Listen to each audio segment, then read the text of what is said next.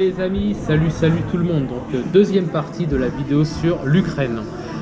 Alors on en était au moment où donc j'arrive en Ukraine, j'arrive à Lviv, j'arrive à la fameuse place qui allait jouer un grand rôle justement dans mon séjour là-bas, qui s'appelle d'ailleurs la place Kropivnitsky, qui vient du nom de la ville Kropivnitsky d'ailleurs, du même nom. Et donc j'arrive là-bas en sueur, sur ma montre il est 10h30 et en fait j'ai pas mangé. Je suis déshydraté, en fait je suis dans un sale état et puis j'ai le dos qui est complètement lessivé par un sac qui pèse 25 kg. Et donc je ne comprends pas le cyrillique.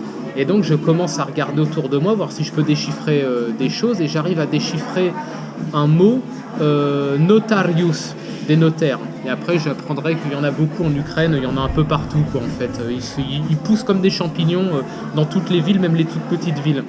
Dans toutes les rues, même les toutes petites rues, pardon.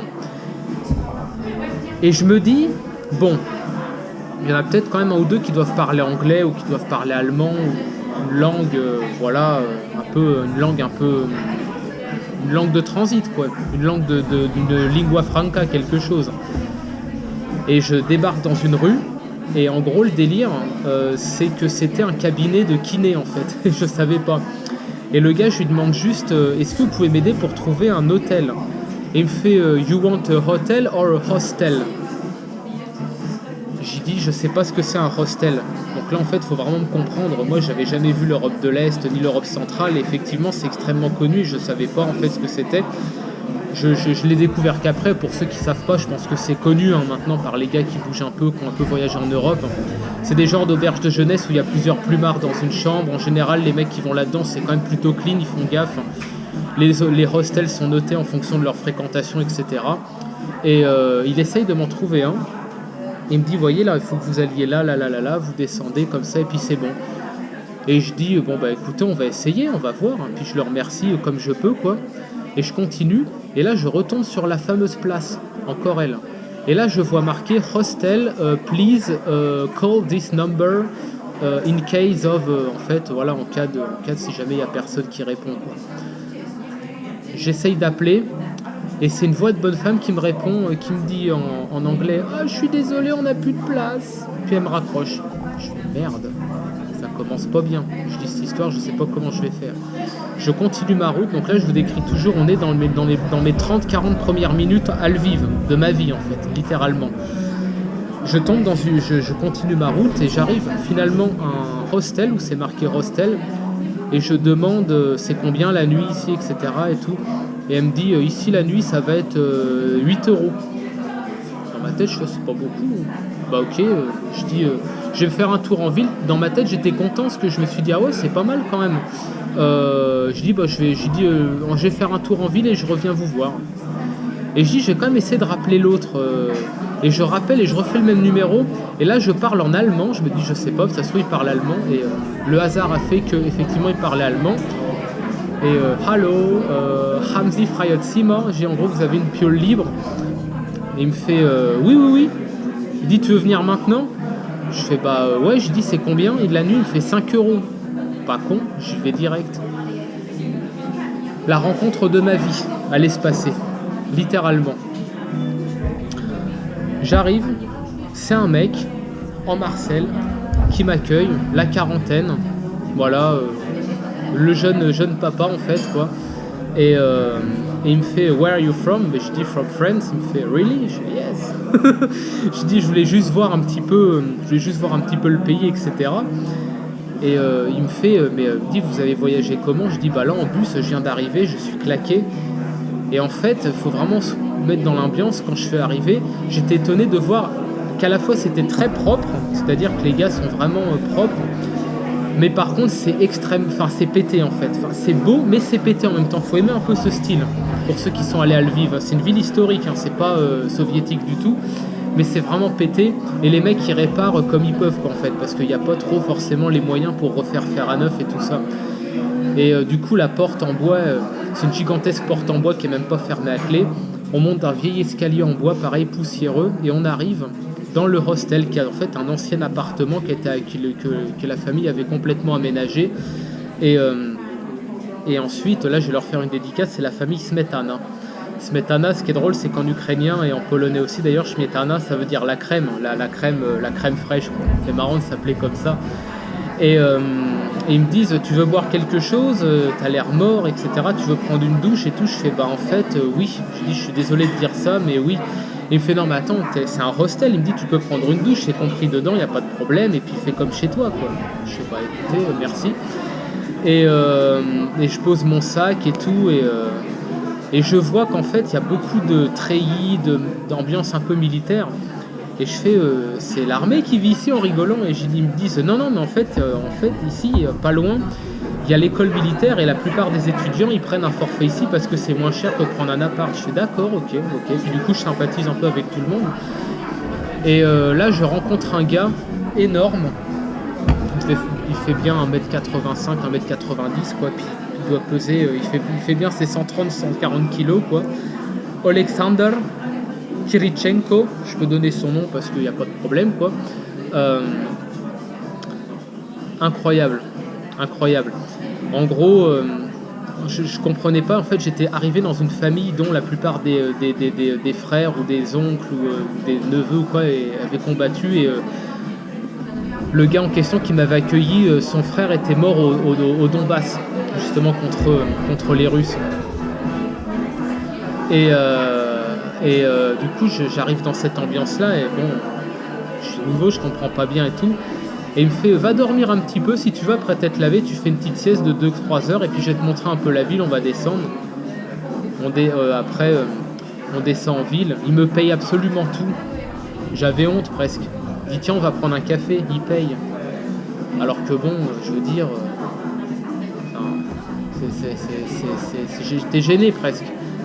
Mais il faut pas refuser en fait. C'est comme en Pologne, quand on vous invite, si vous refusez, c'est mal poli. Donc j'ai accepté.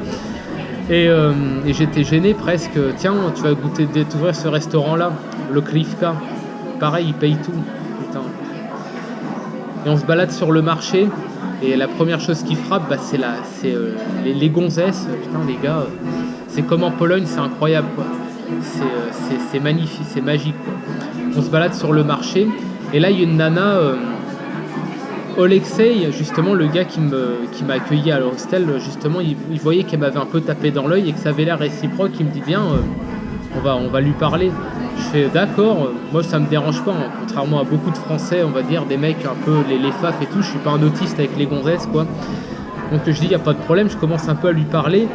Et elle comprenait pas bien l'anglais, quoi, en fait, c'est ça le problème, elle parlait que ukrainien, quoi. Et Alexei, il essayait un peu et tout, et à la fin, elle me dit, ah, tu veux qu'on se voit? Je fais, bah ouais, carrément. Je lui dis, bah attends, oui, bah ouga bouga, y a pas de problème, hein. Et donc, on échange les contacts et tout, et puis le lendemain, on se voit, bon, bah bisous, main dans la main, machin, ça va très vite, hein, dans ces pays-là, c'est assez excellent, quoi. La blondinette, quoi. Et on se fait un petit tour, etc. On se balade, on passe du bon temps, tout ça. Et je reviens au hostel. Et t'as Alexei qui me dit, est-ce que tu voudrais t'installer en Ukraine? La question qui tue, ça faisait 3 jours que j'étais là, quoi. Ah, j'ai dit, je sais pas. J'ai dit, je sais pas, faudrait qu'il y ait une bonne raison qui me retienne, quoi. J'ai dit, pour le moment, c'est pas dans mon programme, du tout. Je venais juste te voir de manière un peu curieuse, quoi. Et après, je me baladais tout seul en ville, je leur demandais plus forcément, quoi. Enfin, je leur demandais plus, c'est pas que je leur demandais, mais par exemple, pour certaines transactions, c'est plus simple quand il y a un natif pour parler. Mais après, je vais y aller en mode un peu hardcore trollolol, qu'on va dire, en mode high testo, high balécouillisme, et on y va, quoi.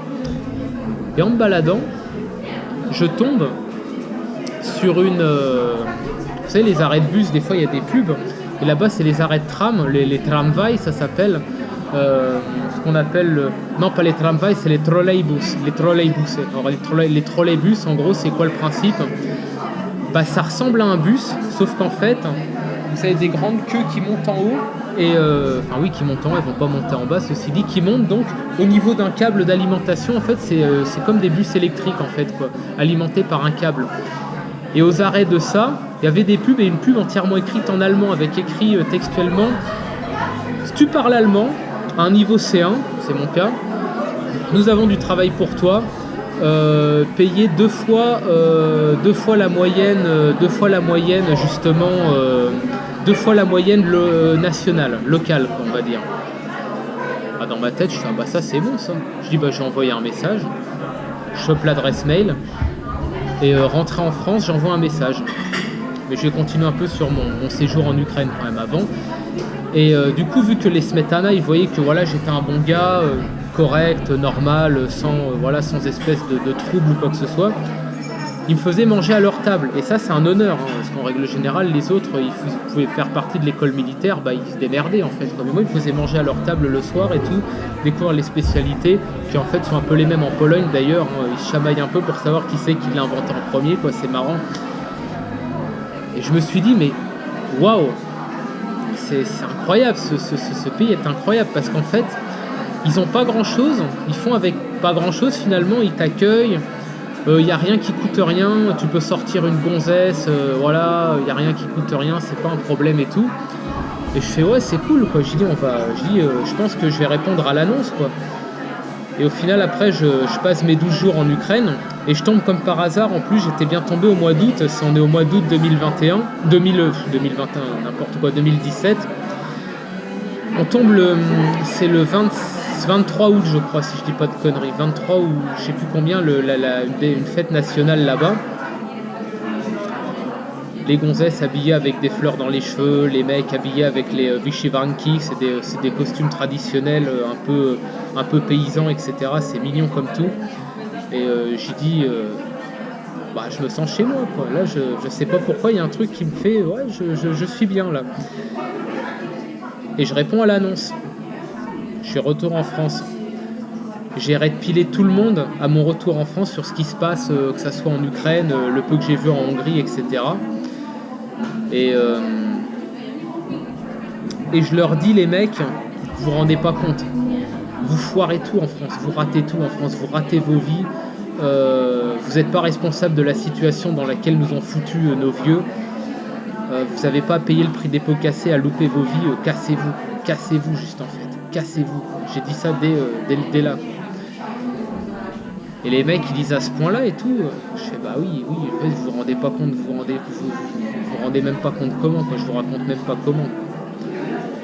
Et donc ce qui s'est passé, c'est que rentré en France, j'ai envoyé une lettre, pas une lettre, un message à la boîte justement qui avait laissé l'annonce sur l'abribus, enfin sur l'arrêt de trolleybus à Lviv. Ils me répondent dans la journée. T'es pas habitué à ça en France. Quand tu postules pour un job, quand ils te répondent, déjà c'est beau, mais en général c'est dans la semaine ou dans les 2 semaines ou quoi. Ils sont pas pressés, quoi, les mecs. J'ai l'impression qu'ils ont besoin de personne. Ils me font, mais on est intéressé par votre profil, on a vu votre CV, c'est bon, etc. On peut vous contacter et tout. Je fais bah oui, il n'y a pas de problème. Je leur ai donné mon numéro de téléphone, mais je leur donne ton numéro, ils m'ont appelé tout de suite. Je leur ai envoyé mon numéro par mail, ils m'ont appelé tout de suite. Quand est-ce que vous pouvez être à Lviv ? J'ai dit ah ouais carrément quoi. Ok c'est fait, je dois venir quoi. J'ai fait bah j'en sais rien. Je dis vous me laissez un mois parce qu'en fait j'ai beaucoup de choses à faire en France, j'ai mon appart, faut que je le lâche, déménagement, tout ça, ça va être un peu chaud. Et ils m'ont dit il n'y a pas de problème, si c'est même 2 mois, 3 mois, peu importe. Ils m'ont dit mais est-ce que vous voulez venir ? Bah je fais ouais franchement ouais carrément, oui bien sûr, je veux dire je pourrais travailler mon allemand, parce qu'il y a longtemps que je ne l'ai pas travaillé, j'avais dit à l'époque, et ouais je dis je veux vivre dans ce pays parce que je suis tombé vraiment j'ai eu un coup de foudre pour ce pays là, pour l'ambiance etc, ce qui est toujours le cas d'ailleurs hein. Mais je ferai des vidéos aussi pour expliquer pourquoi finalement l'Ukraine à l'installation c'est pas un si bon choix que ça, mais ça je l'aurais découvert que plus tard malheureusement, mais je regrette pas bien sûr l'aventure en Ukraine. Et donc on fait en France, on rend l'appart, on fait des réparations, etc. Je récupère pas toute la caution parce que c'est la France. Voilà, je veux dire, s'ils peuvent t'enculer, ils vont le faire. Hein. Bol chaud de merde. Et me voilà parti pour l'Ukraine. Me voilà parti de nouveau pour Lviv. Et là, je vais commencer à bosser à Lviv, donc à partir de septembre 2017.